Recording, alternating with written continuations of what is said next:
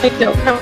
Bienvenidos a un conversatorio México Libertario sobre el tema energético. Nos acompaña el licenciado ingeniero Gonzalo Monroy, experto en este tema, sobre todo en México y Norteamérica, y pues él nos va a dar una introducción a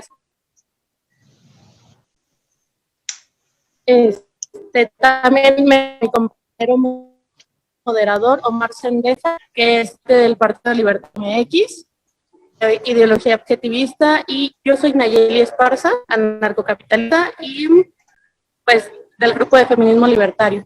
Adelante, ingeniero.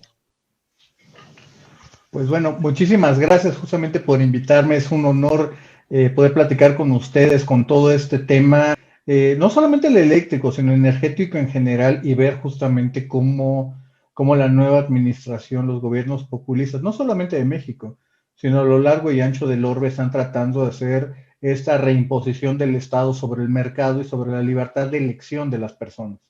Si quieren, justamente arranquemos con eso. Y pues bueno, explicar un poquito dónde estamos hoy, ¿no? Creo que eso es algo muy importante con respecto a dónde estábamos, hacia dónde íbamos y cómo esto es un retroceso, al menos en el caso mexicano. Primero, empezaré con un poquito de contexto.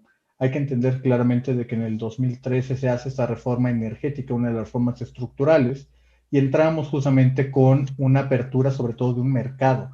No se trataba de privatizar, no se privatizó literalmente ni un clavo de Pemex o de CFE, las empresas del Estado, sino que se trató de abrir los espacios de inversión, en este caso inversionistas públicos, privados, nacionales y extranjeros, poder atraer la tecnología que el Estado a través de sus empresas no tenía, poder atraer más capitales y con ello desarrollo, empleos y todo lo demás. ¿Qué termina pasando?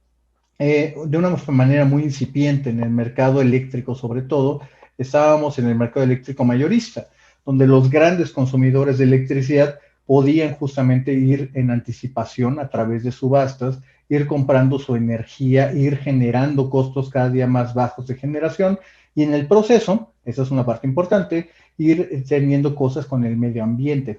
Hoy podemos saber con bastante claridad que los costos de generación de las energías renovables son prácticamente una fracción de lo que son las energías fósiles, especialmente aquellas más sucias como el carbón o el combustible. Para darles un dato, justamente la generación por energía eólica es un 70% más barata que la del combustible y ciertamente mucho más cuando se consideran las emisiones que emite esta parte, especialmente el dióxido de azufre.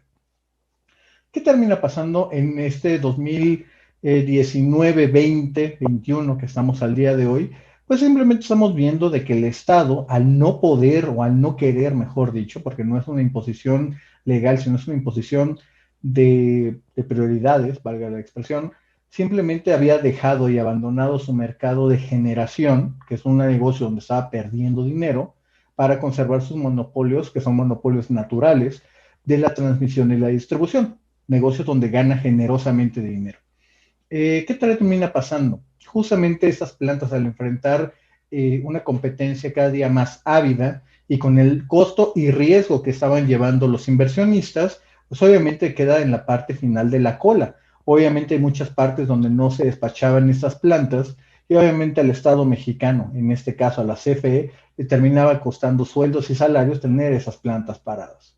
¿Qué es lo que terminan haciendo? Al no poder competir de una forma legal, tratan justamente de mover las reglas para ponerse al frente de la cola. Eso originalmente, en poca gente lo recuerda, pero eso no nació con esta ley, eso lo intentaron hacer en el 2020 a través de dos mecanismos principalmente. Uno, justamente los acuerdos del SENACE para la interconexión de estas plantas, sobre todo renovables.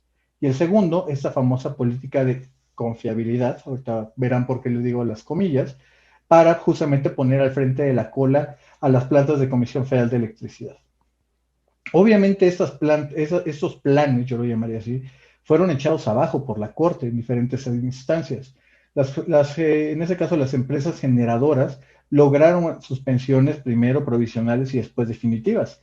En el caso, por ejemplo, de Greenpeace, logra justamente un amparo. Y era tan excesiva esta regulación, esos cambios que se estaban haciendo, que la propia Comisión Federal de Competencia Económica, la que vela por la plena competencia o la libre competencia en los mercados mexicanos, tuvo que interponer una controversia constitucional. Esa controversia la termina ganando justamente a mediados de enero ante la Suprema Corte de Justicia.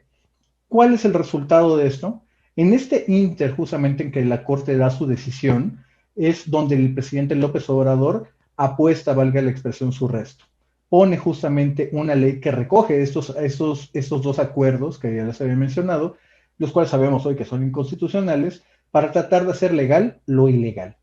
En ese sentido, les puedo ir adelantando, va a ser una batalla legal lo que se avecina. No importa el circo que veamos en el Congreso, porque al final de cuentas Morena tiene mayoría en ambas cámaras y van a tratar de utilizarlas. Es algo natural que están haciendo. Se ve mal, pero esos son los números que tienen. Y en el sentido de que vamos a terminar llegando a toparnos, sí, con leyes que están ahí, de leyes regulares, tenemos la Constitución y tenemos los tratados internacionales. Así que les puedo ir adelantando de que vamos a tener una serie de litigios que no se van a resolver rápido, que van a tardar mucho más, e incluso podemos ir aventurando justamente que va a ser una competencia para ver qué se acaba más rápido, si estos litigios o la propia administración del presidente López Obrador. Si quieren, con ese preámbulo, Nayeli, abrimos justamente para preguntas, para tener esa conversación.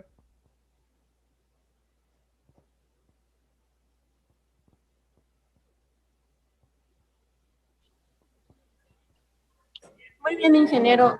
Muchas gracias por esa introducción. Y bueno, a mí solo me gustaría hacerle dos preguntas. La primera es, ¿qué opinión tiene acerca de los empleados de CFE y de Pemex? Y la segunda es, ¿cuál es la mejor opción que usted ve? Pues mira, hablemos primero de exactamente, y tienes razón, de la parte de los empleados. Y aquí sí déjame hacer una distinción completamente clara de lo que es Pemex y de lo que es CFE. Son diferentes animales, diferentes comportamientos, diferentes incentivos. En el caso de CFE, te lo puedo ir adelantando, es de la gente más capaz que he conocido, gente completamente comprometida con el país, que están haciendo y cumpliendo las órdenes que les están acatando, aunque ellos saben que no es la forma correcta de hacerlo. Están siendo leales, en este caso, al Estado mexicano. Obviamente te puedo ir adelantando que es gente que rápidamente va a poderle dar la vuelta cuando sea que estos vientos políticos cambien. Eso es algo bastante positivo. En el caso, por ejemplo, muy a diferencia de lo que vemos en Pemex, no tenemos una sobrepoblación de empleados activos, yo le diría inactivos u ociosos. Aquí prácticamente el que tiene una chamba es que tiene que ver algo, te está contribuyendo con algo. Todo lo contrario es lo que ocurre con Pemex. En Pemex justamente es una creación y tiene que entenderse claramente incluso la propia creación de Pemex como un reclamo de los trabajadores en 1938.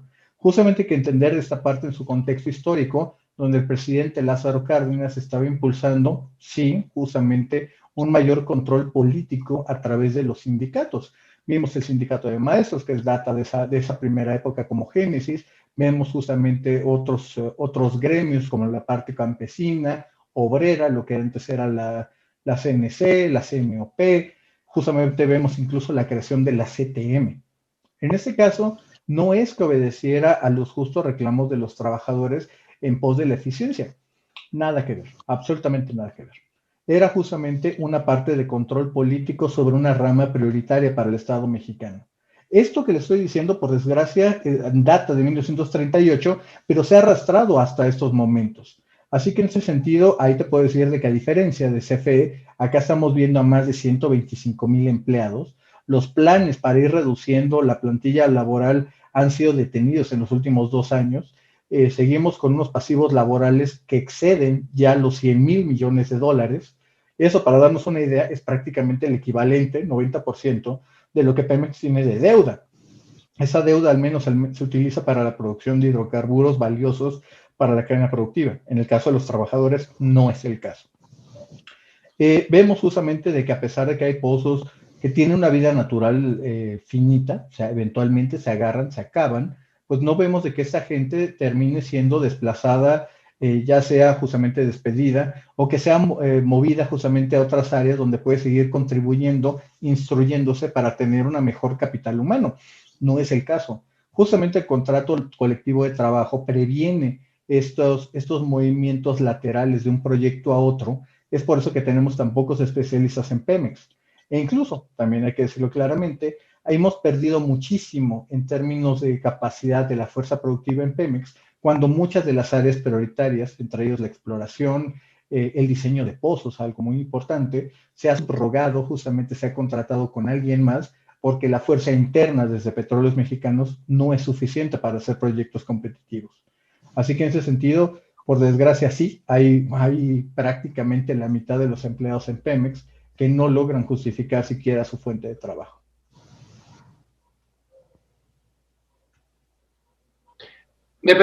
Quisiera hacer una pregunta relacionada. Interesante, ingeniero, o sea, tu opinión sobre los empleados. Y bueno, nada más mi otra pregunta sobre la alternativa que usted ve, tanto para los empleados como para esos proyectos de CFE y Pemex, ¿cuál sería lo más viable que usted puede ver? Fíjate, qué buena pregunta, Nayeli, y rapidísimo le entramos a eso, porque es una pregunta muy buena. ¿Cuál es el futuro de ambas empresas?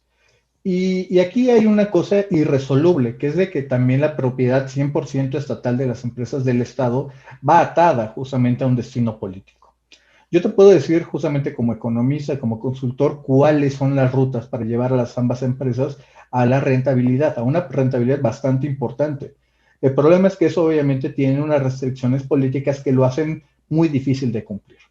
Aún así vamos a jugar un poquito con esas ideas porque a veces falta no quedarnos únicamente en lo que son las restricciones. Si verdaderamente queremos ver más allá de lo que nos es evidente, de lo que no está ahí, son los obstáculos que tenemos que ir sorteando, no quedarnos ante ellos. El primero te puedo decir, sí, Pemex especialmente sí tiene una ruta de salvación. En el modelo actual que tienen en este momento, Pemex va a seguir perdiendo dinero y va a seguir robándole dinero a los mexicanos. Esto es un hecho. Pero si de pronto Pemex deja a un lado, se sale de líneas de negocio, como la refinación, como la petroquímica, como el procesamiento de gas, eso justamente cortamos prácticamente el 70% de las pérdidas de petróleos mexicanos. Ergo, justamente ya que nos quedamos con la parte rentable de petróleos mexicanos, que es la exploración y producción, podemos hacer un sinfín de cosas. Podemos ayudarle a Pemex a que en una parte se asocie con empresas en los proyectos de difícil ejecución, como por ejemplo las aguas profundas. Podemos también de que Pemex se asocie, no necesariamente como un operador, sino como un socio silencioso en otros proyectos como los del fracking, para poder aprender cómo se hace. Y esto no es una cosa muy neoliberal, eso es exactamente lo que hizo Ecopetrol. Ecopetrol, la petrolera colombiana, se asoció en Estados Unidos con uno de los grandes empresas justamente del fracking, aprendió cómo hacerlo, cuáles son los puntos finos, y ahora está llevando desde el punto de Ecopetrol el fracking a Colombia. Es una cosa muy interesante. Y ahora, justamente ya cuando llegamos a esta selección de proyectos donde no todo tiene que hacerse, y mucho menos hacerse a pérdida, pues entonces podemos tener a un Pemex que te puede decir que una ruta de 4 a 6 años, Pemex puede volver a ser rentable. Aquí, ¿qué nos conviene más? Yo lo pondría en esa pregunta. Pemex nos conviene más una compañía de 125,000 empleados que pierde 30,000 millones de dólares al año, o una Pemex de 45,000 empleados que genera, ¿qué te gusta? Cerca de 6,000 millones de dólares de ganancia. Son cosas que hay que empezar a analizar. En el caso de la CFE, te lo puedo adelantar completamente, es una cosa de liderazgo. Están, y mucha gente que ha estado en CFE por los últimos 15, 20 años, lo sabe muy bien, saben de que están sentados en una mina de oro. Esa mina de oro, a pesar de lo que diga la administración, tiene mucho que ver con estos gasoductos y la posición que tienen como comercializador de gas natural. En este sentido, ellos pueden literalmente incursionar en el mercado mexicano. A pesar de lo que dice que los han desmantelado, la reforma energética le permitió a CFE asociarse en México, en Estados Unidos, en cualquier parte del mundo, prácticamente en cualquier modalidad contractual posible. Tienen las manos sueltas para hacer lo que quieran. Un ejemplo que no muchas veces es tan conocido, pero creo que ilustra muy bien esto que les estoy platicando.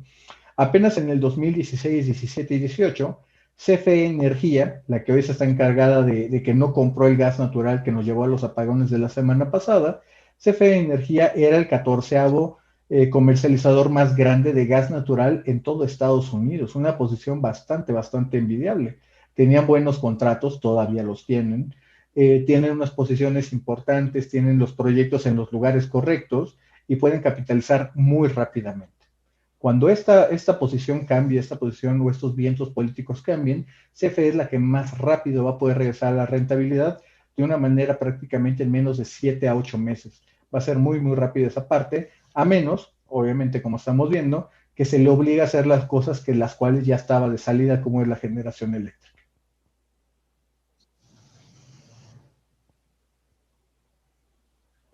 Yo tengo una Muy bien, pregunta que ingeniero, hacer. pues creo que, o sea, esas preguntas dan a otros temas que esperamos que en algún momento las podamos desarrollar mejor con usted. Y bueno, le cedo la palabra a mi compañero Omar, él también tiene un par de preguntas que hacerle y ya después comenzamos la otra sesión de preguntas. Muchísimas gracias. Claro, claro, Nayeli. Buenas noches, señor Murray. Yo me quiero centrar más en el área financiera de Pemex. Concretamente, hace unos meses las calificadoras determinaron que el bono de Pemex era un bono basura. Actualmente, en la bolsa, ¿cuál es la situación de Pemex y de sus bonos? Pues mira, qué buena pregunta, Omar. Y en sí, como muy bien lo dices, a partir de abril del año 2020, dos de las tres calificadoras más grandes, Fitch y Moody's, le bajan justamente los bonos a Pemex, le bajan su calificación y los vuelven bono basura, cumpliendo la regla de 2 de 3 de las calificadoras. Standard Poor's la tiene en el borde, pero se espera que entrado justamente la segunda mitad de este año ocurra justamente también ese downgrade. ¿Qué ocurre con petróleos mexicanos? Como les había dicho en un principio, Pemex y también por añadidura CFE no son consideradas o tratadas como empresas a las cuales se les va a exigir los resultados, la gobernanza. Se les considera dentro del mercado una deuda cuasi soberana. Sabemos, y todo el mundo lo sabe, que Pemex, si lo consideramos únicamente por sus propios resultados, es triple C, es prácticamente un bono impagable, no va a tener los recursos para pagar sus propias deudas. Lo que hoy lo tiene en la posición que está, bebe menos, es justamente sabiendo que el Estado mexicano está detrás, como este pagador o aval de última instancia. Y en ese sentido, te lo puedo adelantar, prácticamente es una noción ya hecha de que Petróleos Mexicanos va a estar respaldado por el gobierno sin importar las circunstancias. No importa lo que esté ocurriendo con Petróleos Mexicanos, no importa sus resultados en las refinerías, no importa esto. Lo que realmente importa es la capacidad del Estado mexicano para seguir apoyando a Pemex, que siga pagando sus deudas. Que dentro de todo esto también hay una cosa bien importante, Omar, y tiene que ver sobre todo con las tasas con las cuales Pemex ha refinanciado su deuda. Eso es algo que casi nadie se ha detenido a ver. En ese sentido, por ejemplo, cuando vemos previo a 2018, vemos que Pemex estaba refinanciando deuda a un 2%, 3%, máximo 4%, como le ocurrió en 2016, en euros o en dólares. Tan solo para ver una cuestión, apenas en 2020, en abril de 2020, Pemex emite una deuda, o justamente para refinanciar, y ahorita voy a explicar un poquito la parte del refinanciamiento, lo hace una tasa de 6.75 sobre euros. Para darle un poquito de idea a la gente, en ese mismo momento el banco alemán estaba pagando tasas negativas de interés. Obviamente, cuando estamos viendo que en el mercado se pagan esas tasas, obviamente todos los traders, sobre todo los de fixed income, iban a ir y a suscribir los bonos de Pemex. Por eso que veíamos 4 o 5 veces la demanda. Obvio, están regalando dinero. ¿Por qué hice un poquito de énfasis ahorita con la parte del refinanciamiento? Porque todo esto es simplemente ir pateando el balón a una mayor tasa. Es por eso que cuando la deuda de 2018 termina en 100 mil millones de dólares, en el 2019 ya era justamente de 110 mil millones de dólares. Hoy, con los números que acaba de presentar Pemex hoy esta mañana, estamos hablando de 113 mil millones de dólares. Esos 13 mil millones de dólares adicionales, déjenme ser muy claros, es solamente costo financiero. No se fue a ningún proyecto productivo, no se fue a una inversión para tener mayor producción de petróleo o de gas, no se fue a las refinerías para que evitar justamente que estén incendiándose a cada rato. Eso no fue para hacer Pemex más competitivo, simplemente es un costo mayor de deuda. Así que en ese sentido incluso sabemos que la gente justamente que está en la dirección corporativa de finanzas ha hecho un estupendamente terrible trabajo con respecto a las finanzas y a los manejos financieros de Petróleos Mexicanos.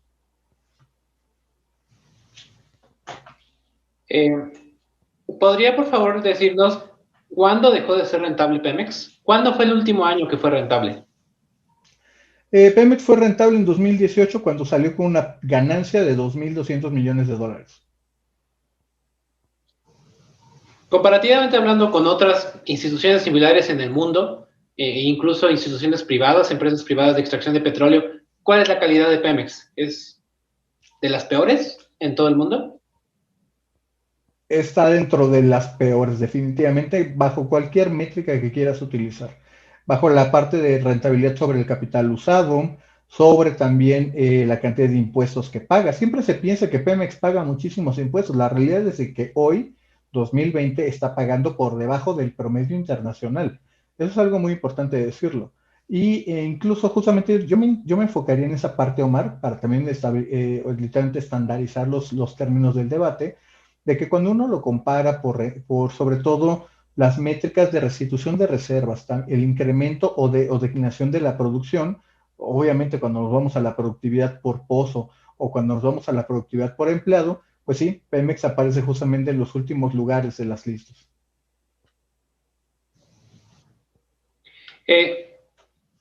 Relacionado con ese tema, bueno, sabemos que próximamente el presidente quiere hacer la nueva refinería.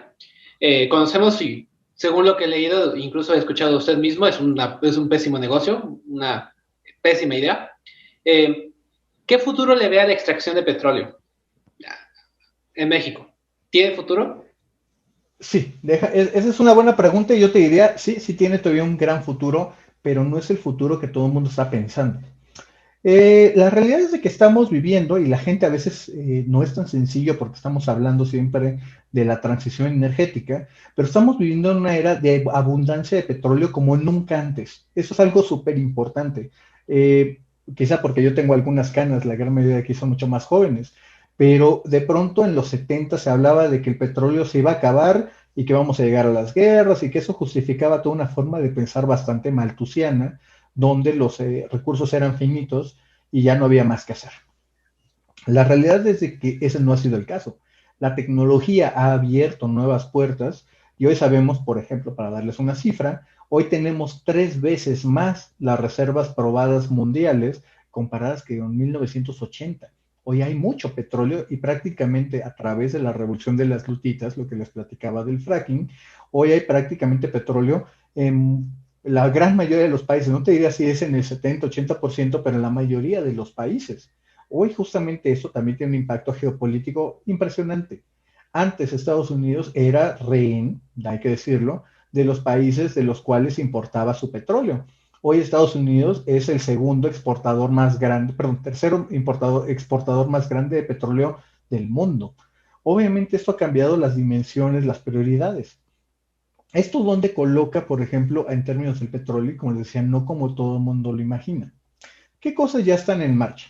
La electrificación de la movilidad. Cada día vamos a ver irremediablemente más autos eléctricos, camiones eléctricos, trailers eléctricos. Eso está ocurriendo y va a pasar. Los grandes, por ejemplo, trenes ya no van a ser de diésel como el Tren Maya, que es una cosa arcaica, van a ser trenes eléctricos. ¿Cómo vamos a alimentar esa electricidad? Principalmente de gas natural. Eso es algo importante. El segundo, sí, hay que decirlo, que va a venir una muy buena parte de las fuentes renovables. Pero esto no significa el fin del petróleo. Eso es algo muy importante entender. Hoy, por ejemplo, tener una cosa de plástico, tener una pluma, tener la propia computadora, viene de plásticos. Y los plásticos son precursores, o en ese caso, bueno, he dicho, su precursor es justamente el petróleo. El petróleo es lo que nos da un lápiz, nos da el maquillaje, nos da las llantas, nos da el asfalto para nuestras calles. Obviamente el mundo no se va a detener de usar petróleo, pero lo va a usar con una menor medida y en otros usos. E incluso se los puede ir adelantando, y eso es un tema bastante interesante. Una cosa donde se está cambiando una verdadera revolución también es cambiar la composición de los plásticos como los conocemos. Los plásticos de un solo uso, esos iban a ser cosas del pasado, yo les puedo decir, en menos de 5 años. Vamos a tener justamente plásticos que van a tener multiusos, que van a ser fácilmente degradables, reciclables.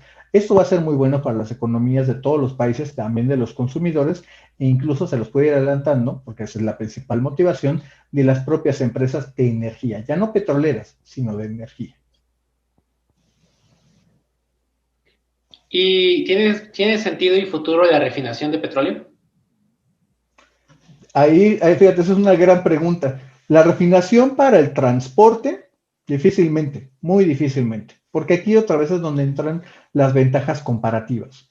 Tenemos justamente apenas cruzando el río Bravo, tenemos justamente en el Golfo de Texas el mayor hub refinador y petroquímico del mundo, el más eficiente para colmo. Déjenme darles un dato que creo que eso ayuda a ilustrar mucho de qué tan atrasados estamos. En promedio, un barril de gasolina que se produce en México, en las refinerías que tenemos, cuesta 36% más que un barril importado con transporte puesto en Monterrey. De ese tamaño es la ineficiencia que tenemos. ¿Qué termina pasando? Tratar de competir, que es lo que está tratando de hacer Pemex de una forma bastante torpe, lo voy a decir de esa manera, bastante torpe, es simplemente ponerse a venderle chiles a Clemente Jackson. Nos sale justamente mucho más barato tener esos recursos e invertirlos en nuestra propia gente, en más seguridad, en más salud, que ponerlo justamente en gasolinas. ¿Por qué? Como les decía anteriormente, está habiendo una gran transformación y esto no tiene nada necesariamente que ver con el gobierno. Veamos, por ejemplo, un caso reciente. En el caso de General Motors, en su planta de Silao, en Guanajuato, ya están justamente empezando a hacer ahí los cambios en sus líneas de ensamblaje para elaborar ahí autos eléctricos. Ford va en la misma línea con la planta de Hermosillo y otra que está, si mal no recuerdo, está en el Estado de México. Obviamente México va a seguir siendo una potencia exportadora, pero va a ser sumamente paradójico que estemos mandando los autos que van a movilizar y a potenciar el futuro de otros lados, cuando México va a estar totalmente en el atraso. No tiene mucho sentido. ¿Qué vamos a hacer? Quedarnos justamente negándonos al cambio cultural y tecnológico que está haciendo allá afuera. Lo que estoy poniendo para poner una manera mucho más accesible es como si de pronto México, y fíjense, eso, quizás es el mejor ejemplo, México decidiera hacer su propia red social para hablar con nosotros mismos. Es inventar el agua tibia. O sea, la realidad es de que no tiene la suficiente masa crítica para poderlo generar, perdón. Y cuando uno justamente lo va llevando más adelante, pues nos vamos a dar cuenta de que, ok, y nuestros autos de combustión de gasolina, cuando ya no haya repuestos, cuando ya se hayan descontinuado, ¿cómo le vamos a hacer? ¿Qué va a pasar? ¿Nos vamos a quedar con autos totalmente del siglo pasado, literalmente? Así que obviamente, aunque queramos o no, el futuro está ocurriendo a pesar de las decisiones políticas. Así que en ese sentido, te lo puedo ir adelantando, ese es el futuro, hacia allá van las cosas. Y pues bueno, México va a tener que tomar rápidamente una decisión si se trepa al futuro o empieza a caminar hacia atrás. Le hago una pregunta más. Uno de los argumentos, quizás el principal, por el que el presidente AMLO desea hacer una nueva refinería, es por la, a mi parecer, mal llamada seguridad energética.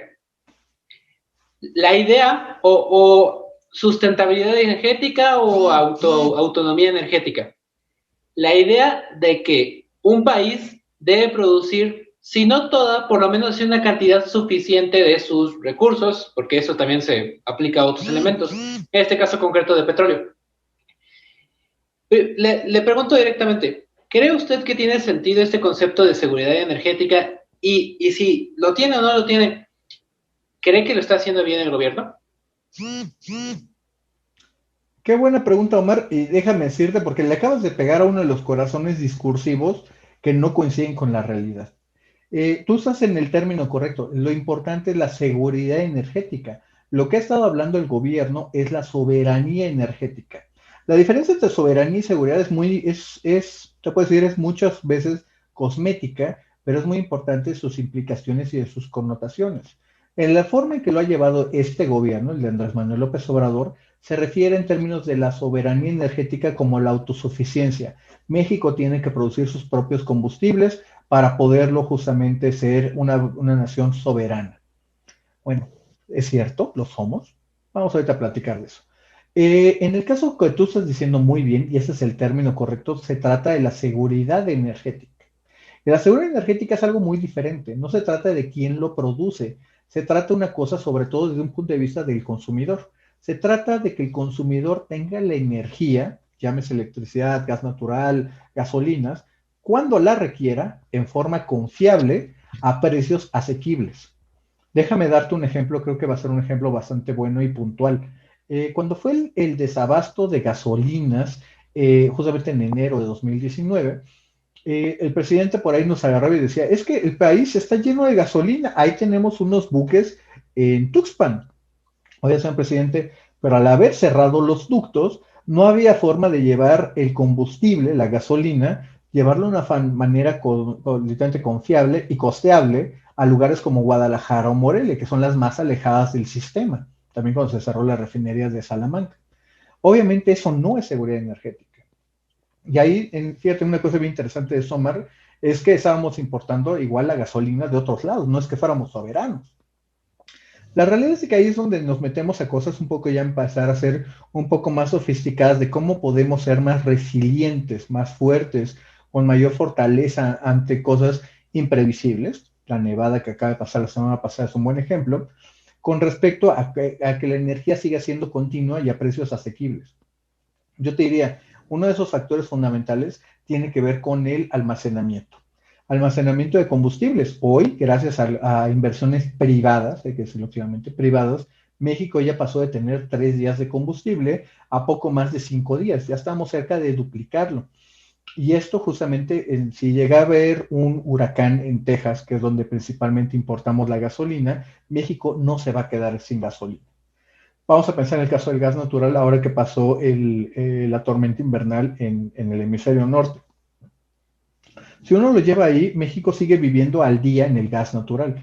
Un gas natural, y fíjate lo que son las contradicciones, donde hablamos de la soberanía energética, pero el 90% de nuestro gas natural es de importación. Y ahí no se ve que le cause ningún problema a la administración o a la narrativa oficial.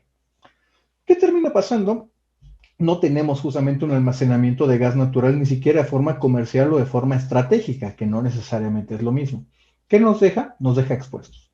Una cosa comercial como que los precios se hayan elevado de $3 a más de 150 el millón de BTU, lo vuelve totalmente prohibitivo y ya no se cumple lo que te había dicho de que fueran precios asequibles. Te la voy a cambiar, algo similar como lo que platiqué justamente hace poco en una entrevista. Imagínate, por ejemplo, que México sí hubiera hecho la chamba y sí tuviéramos este almacenamiento y tener, por ejemplo, inyectar gas natural a $2 y después poderlo vender o revender en Estados Unidos a más de 150.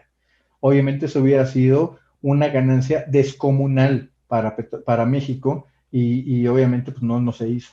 Y por el otro lado, fíjate, dentro de este tema, especialmente el gas natural, no tenemos ningún plan de desarrollo para incrementar la producción en México de gas natural. Así que en ese sentido nos podremos quejar mucho, que es la narrativa, la soberanía y bla, bla, bla, y nos podemos abrazar de la bandera, pero en realidad seguimos siendo dependientes, seguimos estando expuestos, esa es la palabra más importante, expuestos a cualquier disrupción en el suministro de gas natural.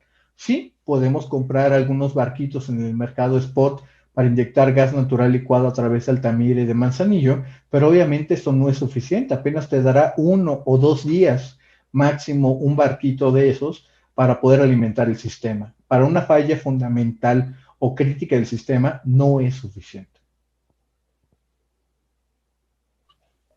Una más. Muchas gracias, ingeniero. Vamos a comenzar la serie de preguntas de las personas de Facebook y de nuestro chat. Claro. Primero, mire, nos pregunta Víctor Manuel Gómez Bravo, ¿por qué en 2019 y 2020 las pérdidas de Pemex han sido tan grandes? Porque el argumento de los izquierdistas es que se desmantelaron, pero la realidad es que por una disminución de la producción. ¿Pero por qué se hizo más grande estos 2 últimos años? Claro que sí. La pregunta es muy fácil de resolver. Sí, discúlpenme. La producción ha ido cayendo, pero en el lado, por ejemplo, de las pérdidas de Pemex se explican principalmente por el énfasis de refinar en México. Como les había dicho antes, las pérdidas, cada barril sale con pérdida en el caso mexicano. No a ganancia, sino a pérdida. Mientras más produzca en el sistema nacional de refinación, más pérdidas vamos a tener en el sistema. Y eso, por desgracia, es lo que explica buena parte de lo que estamos viendo de las pérdidas. Y hasta que no se corrija esta parte, y fíjense lo que es la paradoja, importar nos sale más barato en términos de gasolinas, de diésel y turbocina que producirlos en México. Si estamos mandando más petróleo, vamos a recibir más valor en términos de dólares que lo que estamos perdiendo al meterlos a las refinerías. Obviamente esto va en contra de la narrativa de la soberanía, todo lo que platicábamos antes, pero literalmente esa es la razón por la cual estamos haciendo eso. Hay una segunda variante que es, digamos que la segunda causa, y tiene que ver que Pemex está desarrollando campos cada día más pequeños. Al tener campos cada día más pequeños, sí, de fácil extracción, por desgracia estamos enfrentando costos unitarios cada día más altos, costos de extracción más altos. Obviamente con el precio, como lo vimos en 2020, que en algún momento llegó a ser un precio negativo, pues obviamente nos está haciendo que nos cueste cada día más trabajo. El negocio de la exploración y de la producción se los puede ir adelantando. Se trata de ir por las ballenas. Estos grandes campos, megayacimientos, que tienen costos unitarios muy bajos y que pueden soportar mejor la caída de los precios. Obviamente no es el caso de Pemex. Gran parte de nuestros campos más grandes ya están en una etapa de declinación, con lo cual enfrentan costos más altos. Vale, pues muchas gracias. La siguiente pregunta es igual de Víctor Manuel Gómez Bravo. ¿Con la nueva refinería de Dos Bocas será posible fabricar gasolina más barata que en Estados Unidos o nunca sería posible? No sería posible. Entremos primero por la parte de los costos. En la parte de los costos, como les decía, por desgracia seguimos teniendo, y déjenme darles un ejemplo también promedio. Pemex utiliza 4 veces más empleados en una refinería con la misma configuración que en Estados Unidos. La misma planta trasladada con los mismos números de unidades en Estados Unidos, utilizamos 4 veces más empleados. En Pemex o en México en general, no se tienen toda la seguridad de suministro de gas natural, de hidrógeno, incluso hasta de agua o incluso hasta de refacciones. Obviamente esto hace que las plantas no estén operando al 100% de su capacidad, lo cual nos lleva de nuevo, como les decía, a unas partes más altas. Déjenme darles también un dato que es muy interesante para comparar las líneas de negocio. Aproximadamente Pemex Exploración y Producción, la que produce petróleo y gas natural, tiene cerca de 47,000 empleados. Ellos son los que producen el dinero. En cambio, tiene cerca de 51,000 trabajadores en Pemex Transformación Industrial, que es una subsidiaria que pierde dinero en las refinerías, la parte de la petroquímica y los centros procesadores de gas. Obviamente aquí, si nos elimináramos, simplemente estaríamos ganando, sustrayendo o quitando, haciendo a un lado esas pérdidas. Y pues sí. Ahora, específicamente de Dos Bocas. Dos Bocas, pues sí, pues sabemos de que va a llegar con algunos sobrecostos, eso hay que decirlo claramente, sí, va a estar con las mejores instalaciones nuevas, pero hay que contabilizar, uno, los sobrecostos con los cuales ya trae. Obviamente también los 2 o 3 años que va a salir de retraso la refinería para alcanzar lo que se había prometido. Y el tercero, probablemente, es que no alcanza a llegar a ser competitivo más allá de la región centro del país. Dos Bocas no le cambia el panorama a la región norte o a la región del noroeste o del noreste, ni siquiera incluso a la región del occidente donde está Guadalajara, bueno, Jalisco, Michoacán, Nayarit, no alcanza a llegar hasta allá justamente la producción de Dos Bocas. ¿Qué es lo que también está pasando? Hay que recordar claramente que tenemos un mercado en competencia. Hemos visto las nuevas marcas que están llegando de forma más competitiva en algunos puntos del país y se los estoy adelantando.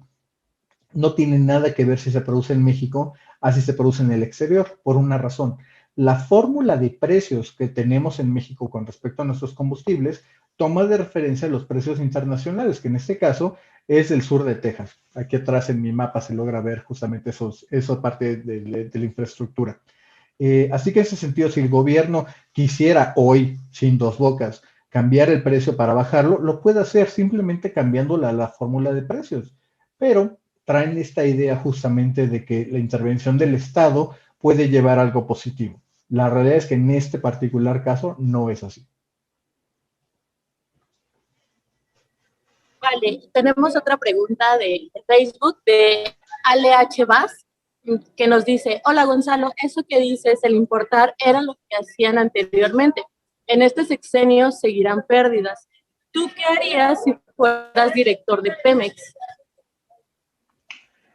Lo más probable es de que seguramente el presidente en turno ya me hubiera soltado 2 coscorrones, seguramente. Habiendo dicho eso, como les decía antes, justamente en la respuesta a Omar, primero salirse de los negocios donde Pemex está perdiendo dinero. de entrada, esa es la primera y principal. Tratar de sostener empresas fallidas, y me refiero a empresas fallidas, sino en términos de iniciativas, como producir gasolinas en México. Eso no está funcionando y no va a funcionar, se los puedo adelantar, no va a funcionar. Funcionar es extremadamente costoso, lo cual obviamente es una victoria pírrica porque perdimos en una cantidad bestial de dinero en ello. Así que la primera que yo haría es justamente salir de este tipo de proyectos. Después justamente buscar asociaciones, incluso fíjense, casi nadie lo toca, pero cuando eran las asociaciones de Pemex, las que han firmado, son cosas bien interesantes, porque es un contrato donde Pemex ya hizo toda la inversión en la parte de la exploración, ya descubrió los lugares donde hay petróleo, así que esto obviamente tiene un valor monetizable. ¿Qué es lo que hace el ganador de la licitación? A Pemex le reembolsa en una cantidad equivalente de la inversión futura del desarrollo del campo. Así que pues, en ese sentido, para la producción futura de Pemex, le cuesta prácticamente cero. Así que en ese sentido podría ser una buena forma para que Pemex atraiga inversiones, también literalmente ahorre gran parte de capital y lo pueda poner en otras cosas. Hay que recordar que Pemex todavía tiene pues, prácticamente el 98% del territorio en términos de las asignaciones y zonas exploratorias, de las cuales todavía hay muchísimas áreas que no ha desarrollado por falta de capacidad y por falta de inversión. Vale, también tenemos preguntas aquí en el chat y le voy a ceder la palabra a Pedro Meléndez, que nos compartió algo. Claro. Pedro, por favor, la pregunta que le querías hacer al ingeniero.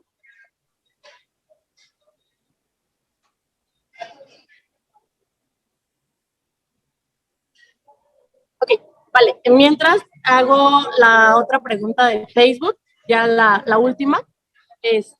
Víctor Manuel Gómez Bravo nos pregunta, ¿la refinería de Dos Bocas para qué otra cosa serviría? ¿Para producir plásticos? Bueno, considero que esa pregunta usted ya respondió como las alternativas que podría tener Pemex, pero no sé qué respuesta le gustaría dar a esta persona que nos pregunta sobre los plásticos.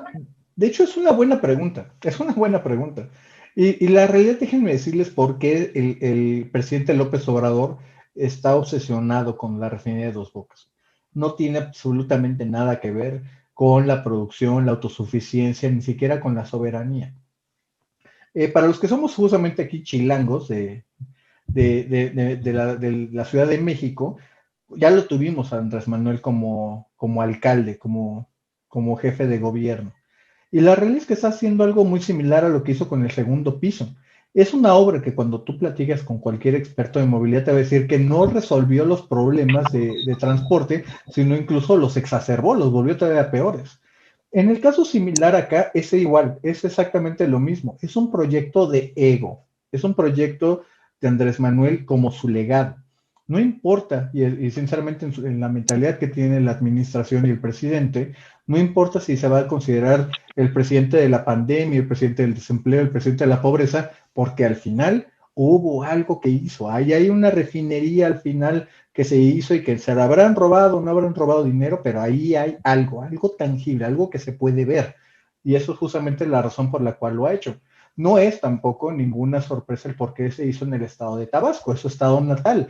Es su estado donde está impulsando y tratando de resolver la pregunta histórica de cómo echamos a andar el sureste mexicano, esa parte, ese cinturón olvidado del desarrollo. Está tratando de hacerlo a punta de billetazos. Por desgracia, este no es un problema que se resuelva con dinero, es un problema de capacidades. Y cuando nos damos cuenta que no se ha invertido en la educación, en la infraestructura, en la seguridad justamente de ellos, pues obviamente vemos que es una empresa o una iniciativa condenada al fracaso. Muy bien, pues ahora sí, le cedo la palabra a Pedro, adelante. Gracias, muy amable. Buenas noches, ingeniero. Pedro, buenas noches. Gracias. Mira, buenas noches. El Pemex ha tenido las mayores pérdidas de la historia en el 2020. Algunos defensores del gobierno justifican que fue por la pandemia, porque había un dólar bajo y porque los precios del petróleo o del barril de petróleo eran muy bajos. Hoy tenemos un escenario un poco diferente. El dólar ha subido y el barril ya superó los $60.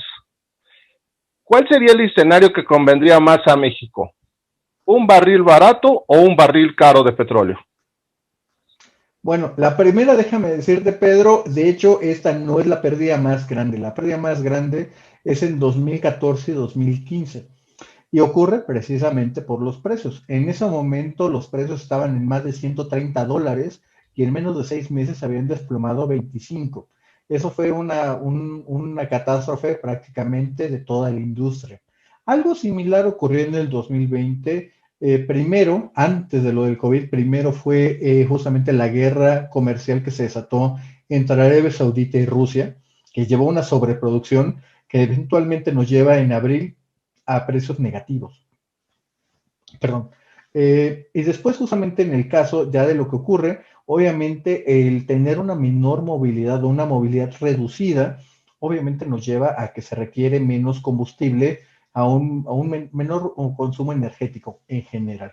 Déjame darte un rapidísimo ejemplo. Durante la época de abril, mayo, justamente la peor parte, o una de las peores partes de la pandemia, que todo el mundo estábamos en casa o ese era el objetivo, en lugar de cargar una vez a la semana el tanque de la gasolina, ahora lo hacías 2 veces al mes, o en algunos casos los más encerrados, una vez al mes. Esto, obviamente, fíjate, no es de que cuando esto se normalice vas a cargar los 4 meses anteriores, no vas a cargar 4 veces tu tanque a la semana, no tiene sentido. Obviamente eso es destrucción de la demanda. Y esto es algo que no solamente le pasó a Pemex, le pasó a todo el mundo. Eso hay que ponerlo muy claro. Respondiendo ahora sí tu pregunta puntual de cuál es lo que le conviene a Pemex, un barril caro o un barril barato, te voy a decir que por desgracia es una bendición mixta. Si el precio del petróleo aumenta, como está ahorita por arriba de los $60, eso significa mayores exportaciones de petróleo y eso está muy bien. Pero por el otro lado, si estamos importando prácticamente 6 o 7 de cada 6 de cada 10 litros de gasolina, obviamente eso se come los márgenes que pudiste haber ganado. Así que en términos hoy, donde está Petróleos Mexicanos, es prácticamente neutral, con una ligera tendencia a negativo con respecto al precio del petróleo. Ok, muchísimas gracias. Una preguntita más. Sí. Cuando estaba en campaña López Obrador, se quejaba de que la gasolina estaba más cara que en Guatemala y que era muy indignante. Hoy, si vemos los precios que están registrados a nivel internacional de gasolinas en el mundo, Guatemala sigue estando más barato que en México. Los defensores del gobierno dicen que hasta que concluya Dos Bocas va a ser cuando nuestra gasolina sea más barata. Sin embargo, Guatemala, Costa Rica, Honduras, Panamá tienen gasolinas más bajas que México y no tienen petróleo ni refinerías. ¿Cómo se les explica esto a estos defensores? ¿Será por la libre competencia y menos impuesto a las gasolinas o hay otras razones? Principalmente son esas, Pedro, lo acabas de mencionar muy bien. A pesar de que no tengas un jugador doméstico, como es en el caso de Pemex, puedes tener mercados más eficientes. Eso es una buena parte. Dos, le acabas de pegar muy bien, es la cuestión impositiva. Hoy, por ejemplo, que las gasolinas están en prácticamente 21 o 22 pesos, hay que decirle a la gente, aproximadamente 6 pesos, 6.50 se está yendo en puros impuestos. Eso es algo importante de decirlo. Una cosa, por ejemplo, y yo creo que ata muy bien con lo que dije justamente al principio del preámbulo de la reforma, es que se estaba tratando también de corregir todas las décadas de subinversión que había tenido Pemex en muchas áreas, especialmente en la parte de los petrolíferos. Como les dije, que de pronto la 15ª economía más grande del mundo, que era México, solamente tuviera 3 días de almacenamiento de gasolina o de diésel, pues eso simplemente es un problema gigantesco, pero eso es donde vivíamos prácticamente al día. Si tú revisas, por ejemplo, los países de Centroamérica, también te vas a dar cuenta que también es una cosa del tamaño de mercado. Son minúsculos, sinceramente, son minúsculos. México como país es un mercado normal, ya sin COVID, estábamos hablando de cerca de 800,000 barriles diarios. En el caso, por ejemplo, de Panamá, no llegan ni siquiera a los 120,000, es apenas una fracción. Una refinería, por ejemplo, como la de Madero, si funcionara bien Madero, eso es otro cantar, podría abastecer totalmente un país. Obviamente aquí las escalas importan mucho, Pedro.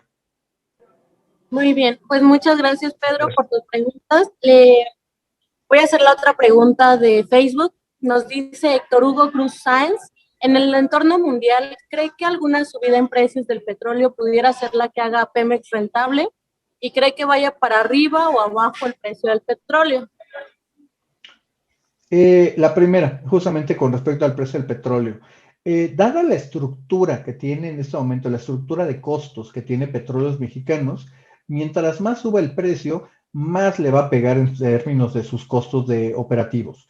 Un dólar, por ejemplo, caro, le encarece los costos de logística también. Así que en ese sentido, no necesariamente es bueno. En el caso de Pemex hay que entenderlo claramente, de que también con una producción que sigue yendo a la baja, a pesar de lo que diga el gobierno, la producción sigue cayendo, pues simplemente no tienes con qué hacerlo. Así que tienes dos combinaciones, una caída de precios, y si de pronto baja el precio, pues simplemente te va a pegar de este lado. Como le platicaba a Pedro, un precio hacia arriba le ayuda con las exportaciones, pero le pega con las importaciones de petrolíferos. Así que en ese sentido no necesariamente le pega, pero el modelo de negocios que están persiguiendo, donde hay un énfasis en la refinación, eso es lo que les asegura las pérdidas a Pemex. Ok, nos pregunta Luis René Mendoza Samperio, ¿por qué Chicontepec no es un manto petrolífero explotable si es tan grande? Oh. Le pegó exactamente a mi mero mole. Qué buena pregunta, Luis René. Y tiene mucho que ver con la forma en que es Chicontepec. Chicontepec es un campo sumamente complejo e inusual para lo que conoce Pemex. A diferencia de Pemex, que agarra y va y busca estos grandes pozos en verde que se logran ver atrás de mí, que son de muy fácil extracción, donde un solo pozo tiene una rentabilidad de 200, bueno, no de 200, pero de unos 5,000, 6,000, 10,000 barriles al día por pozo. Pues los pozos de Chicontepec te dan 150, 200 barriles al día. Obviamente es una forma de repensar completamente, poner un pocito de 5 millones de dólares a una cosa que es minúscula de yacimiento, es por eso que los costos nunca salen bien ahí en esa parte. Que es donde debería haber sido en su momento, y eso yo lo vi justamente cuando estuve en la Secretaría de Energía, cómo es la forma de abordar Chicontepec. Chicontepec, la forma en que se puede saber es justamente a través igual del fracking, desarrollo masivo de un solo punto en una extracción múltiple, tratar de buscar la forma de hacer pozos multifracturados, multicapas literalmente, pozos multilaterales para poder tener la mayor rentabilidad del pozo. Eso es lo que va a hacer que Chicontepec salga adelante, porque el recurso está ahí, es un recurso bellísimo, tiene incluso unas propiedades, te puedo decir que de calidad mundial, pero aquí es la forma en cómo se va a desarrollar, es por desgracia las capacidades que Pemex de las cuales no tiene. Ese es un problema gigantesco. La riqueza está ahí, pero no tienen la idea de cómo sacarla. Muy bien, ingeniero. Hay otra pregunta. Bueno, por lo visto hay problemas de conexión. Creo que perdimos a Nayeli. Yo le quiero hacer una pregunta. ¿Cómo calificaría usted la gestión del gobierno de la 4T con relación a Pemex? Fíjate, la voy a poner en términos generales, no solo de Pemex, y la voy a poner en general de energía. Y la realidad es que están tratando de abogar por un modelo que es el modelo estatista o el modelo centralizado que ya se agotó. Esa es la realidad de las cosas. Ejemplos hay a diestra y siniestra. Pero tomemos el más reciente porque es lo más fácil a veces de recordar ahora que estuvieron los apagones en el norte del país, noreste. Tiene mucho que ver justamente con la cantidad de inversiones que se requiere para tener un sistema confiable. Adecuar, por ejemplo, a México para que no tenga apagones, que tenga esta energía confiable y de manera continua, requiere modernizar el sistema y eso nos cuesta aproximadamente entre 11 y 12 puntos del PIB. Es una cantidad bestial de dinero. Así que en ese sentido, por desgracia, están entrando a una parte donde su hostilidad a la inversión privada, pues obviamente le está cerrando más puertas. Y en yo te diría, en esta pelea totalmente innecesaria, es donde nos están dejando los mexicanos expuestos. ¿Cómo le explicas que es por la soberanía que la gente no tenga luz cuando tiene respiradores para sus enfermos en casa o que tiene justamente refrigeración de medicinas. Decirles que la gente se está muriendo por la patria, eso no está bien. Eso no está bien bajo ninguna circunstancia. Y es exactamente lo que está defendiendo esta administración. Una más. Hablando de política doméstica, ¿cuál es el escenario energético en caso de que Morena retenga el Congreso? Lo más probable es que, fíjate, con lo que está pasando con la ley eléctrica, lo vamos a ver totalmente congestionado y suspendida la implementación de lo que quieren hacer prácticamente por la Corte, es lo que vamos a ver. En el lado, por ejemplo, de los hidrocarburos, vamos a ver, curiosamente, algunas historias de éxito del lado privado. Vamos a ver que, por ejemplo, la producción, que siempre la hacen menos y la menosprecia Pemex, pues la realidad es que va a seguir creciendo. Es muy probable que para 2021 la producción privada de hidrocarburos se duplique. Es una cantidad todavía pequeña, hay que reconocerlo, pero se va a duplicar. En cambio, Pemex está destinado en este momento, con las condiciones de proyectos que tienen, a perder entre un 2 y un 3% de la producción. Así que seguramente lo que vamos a ver, te lo puedo ir adelantando, vamos a ver mucha narrativa, vamos a ver mucha retórica incendiaria, que están robándose los hidrocarburos, bla, bla. La realidad es que no es cierto. Podemos ver que no hay prácticamente gente arrestada o detenida por el caso de, por ejemplo, de lo del huachicol. No hemos visto ni un solo procesado de la corrupción de Pemex, a pesar de que hay casos, te puedo decir que groseramente abiertos de lo que está ocurriendo en estos momentos en Petróleos Mexicanos. Así que seguramente lo que vamos a ver, en pocas palabras, vamos a ver mucho ruido y pocas nueces. Yo personalmente siempre intento que la gente se lleve un conocimiento práctico para mejorar su vida. Le voy a dar un caso muy concreto. Yo invitaría a todos los que nos estén escuchando que ya no compren gasolinas de Pemex, que en general traten de boicotear a Pemex. Un ejemplo, es una idea muy personal. ¿Usted qué consejos prácticos le daría a la gente para que no se vea tan afectado por las pésimas decisiones de nuestros gobiernos en cuestiones energéticas? La primera es resiliencia. Y fíjate, aquí hay que ser también, incluso en esa parte, Omar, bastante claro. Cuando tú ves una gasolinera de Pemex, no es de Pemex, es de un grupo privado. La realidad es de que hay un empresario detrás, y ahí podemos entrar a una discusión de que si son empresarios respetables u honestos, o son amigos del sistema o no lo son. Eso es otra discusión. Pero la realidad es de que casi todos son empresarios privados. En el caso, por ejemplo, de otras gasolinas también lo son. Yo entiendo muy bien lo que tú estás diciendo en términos de tener una mayor competencia en el mercado, sobre todo de los combustibles. Yo desde un principio, hace ya 7 años, le decía justamente a varios de mis clientes que la cara visible de la reforma energética no iba a estar en una plataforma ya olvidada del Golfo de México, iba a estar en las gasolineras. Ahí es donde la gente iba a poder comparar y ver que Pemex se enfrentaba a la competencia, ver las diferentes marcas y ver los diferentes precios. Hay algunas, hay que también decirlo, que le compran su gasolina a Pemex y simplemente ponen su diferente marca. Hay otras que ellas sí se han puesto a hacer la chamba, ponen sus propias inversiones, ponen su dinero para traer sus propias gasolinas y competirte en producto. Yo lo único que diría es que la gente se atreva a comparar y que vea y que tome las mejores decisiones. El precio es solamente uno de los factores a considerar al elegir combustibles. Y en el caso eléctrico, los que tengan posibilidad, también hay que decirlo claramente, que tengan sus paneles solares. Esto los va a hacer más independientes de todo lo que está pasando con CFE, les va a dar más resiliencia, les va a dar más, ahora que hay apagones, los que tenían las luces prendidas eran los que habían apostado por tener sus paneles y una pequeña batería en casa. Ellos no se quedaron sin luz.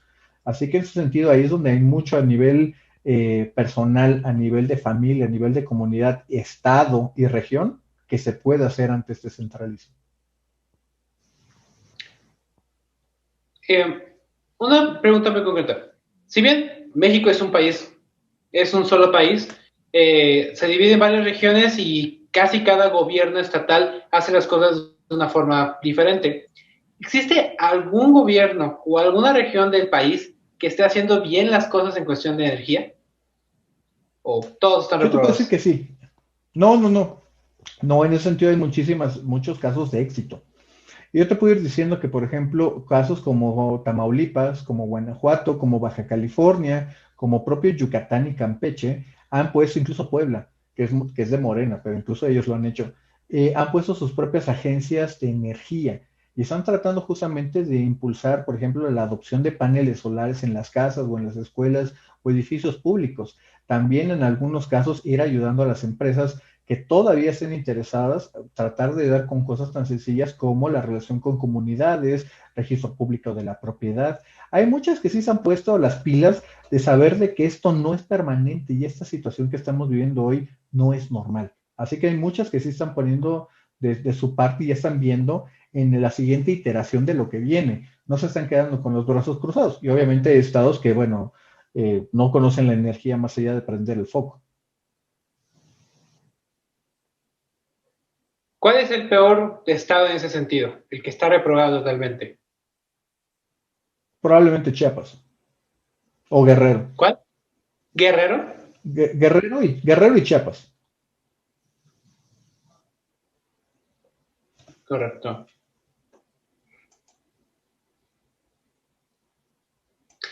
A nivel internacional, ¿cómo ve la extracción de petróleo dentro de unos años?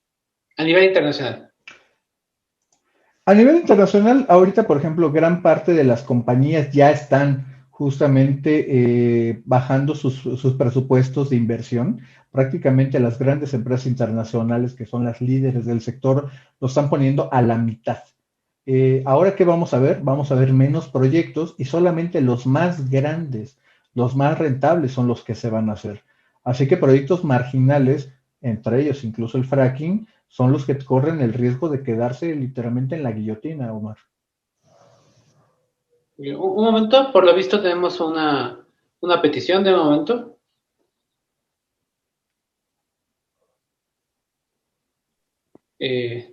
Hable, por favor, señor Pedro Meléndez. Gracias nuevamente, ingeniero. A nivel internacional, hay muy buenas experiencias en cuanto al disminuir el nivel monopólico o de control estatal en los sistemas de energía. En este caso me quiero referir a Finlandia. Si bien Finlandia igual y es un país pues, pequeño con una producción menor de petróleo, como tú dices, es muy importante en la parte de la diferencia de tamaños, ¿no? Pero Finlandia, la petrolera finlandesa, que era estatal, ya actualmente solo tiene el Estado el 40% del capital de la empresa. La mayor parte de los contratos que están o de los trabajos que están haciendo son con privados e incluso está promoviendo o está participando en la generación de energías renovables directamente la petrolera. En un momento dado, cuando se hizo la reforma energética, la primera, dijeron que habían ido precisamente a los países nórdicos a ver esos ejemplos de éxito. ¿Por qué no estamos siguiéndolo como lo habían dicho? ¿Por qué no estamos siguiendo eso en vez de regresar al control estatal, al monopolio, al control del Estado, que como dices, ya no es viable, ya se vio que ya estaba superado, que no da resultados y no ha dado resultados en ningún país? ¿Qué es lo que debería de seguir? Pues mira, principalmente Pedro, yo te diría de que obedece a los tiempos que estamos viviendo. Vimos, por ejemplo, desde la parte del presidente Trump hablando de un Make America Great Again, ese regreso al pasado glorioso, ese anhelo de la nostalgia, pues prácticamente es algo similar a lo que estamos viendo en el caso mexicano. Estamos apelando a las viejas glorias de Pemex, donde podía llegar a invertir en un lugar y generar un polo de desarrollo prácticamente en menos de 18 meses. Esto que te estoy platicando es lo que ocurre, por ejemplo, y lo que vio con sus propios ojos el presidente López Obrador cuando era un joven en las partes rurales de Tabasco. Llegan los años 70, Pemex hace descubrimientos importantes y literalmente en 18 meses nace una ciudad como Ciudad Pemex o Nuevo Pemex. Llega obviamente toda la idea del progreso y del desarrollo. Llegaron las escuelas, llegaron los caminos, llegó la electricidad, llegaron los hospitales. Así que eso es justamente lo que está tratando de apelar el presidente. Está tratando de apelar, y eso es algo por lo cual siempre he dicho que es muy difícil de convencerlo, en términos de esa experiencia vivencial que ya tuvo. Es por eso que nadie lo va a poder convencer de que Pemex pues ya no está en esa condición. Él ya lo vio con sus propios ojitos que se han de comer los gusanos, que obviamente ese es el camino que se tiene que hacer. Obviamente Pemex ya no está en esas condiciones, ya no están los megayacimientos que le podrían dar la vuelta, y pues simplemente estamos en una parte a contracorriente. Ha sido un gusto y un honor que me hayan invitado, Omar, también Pedro, Víctor, ha sido un honor también, Nayeli, muchísimas gracias. Ok, muchísimas gracias en nombre del Partido Liberal Mexicano y gracias por atender esta entrevista. Muchas gracias por estar aquí. También quiero agradecer a la Asociación México Libertario. Gracias, señor Gonzalo Monroy. Esperamos volverlo a ver. Yo invito a todos los que nos escuchen a que sigan las redes sociales del partido y se afilien como participantes, como simpatizantes, para saber cuáles son nuestras posiciones y actividades.